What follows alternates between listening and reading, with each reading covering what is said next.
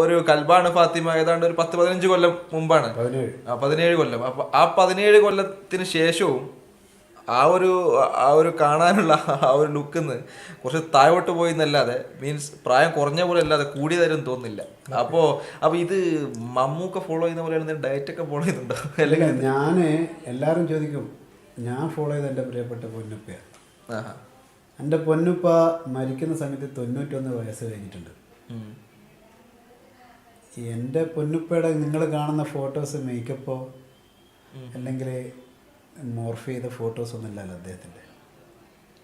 91 വയസ്സിലും അദ്ദേഹത്തിൻ്റെ രോഗം വന്നതിന് ശേഷം മരിക്കുന്നതിൻ്റെ ഒരു 1-2 വർഷം മുമ്പ്, 1 വർഷം മുമ്പ് വരെ, അതിൻ്റെ മരിക്കുന്നതിൻ്റെ 1 വർഷം മുമ്പ് അദ്ദേഹത്തിൻ്റെ തൊലിയൊക്കെ 91 വയസ്സാണ്.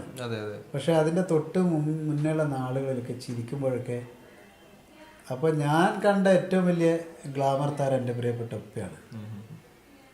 അദ്ദേഹം ഞാൻ ഏതെങ്കിലും സമയത്ത് നേരം വൈകി പകൽ ഉറക്കം എഴുന്നേറ്റ് വരുമ്പോൾ അദ്ദേഹം കളിയൊക്കെ കഴിഞ്ഞ് അത്യാവശ്യം വാമപ്പ് ചെയ്യും. കസറത്തിൻ്റെ ചില പഴയ നല്ല അധ്വാനിച്ച ആളാണല്ലോ.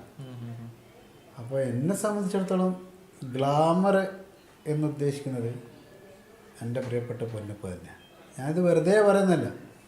എൻ്റെ ഉപ്പയെ അറിയുന്ന ആൾക്കാർ എപ്പോഴും പറയുന്ന, നേരിട്ട് ഉപ്പയോട് പറയുന്നൊരു സംഗതിയാണത്.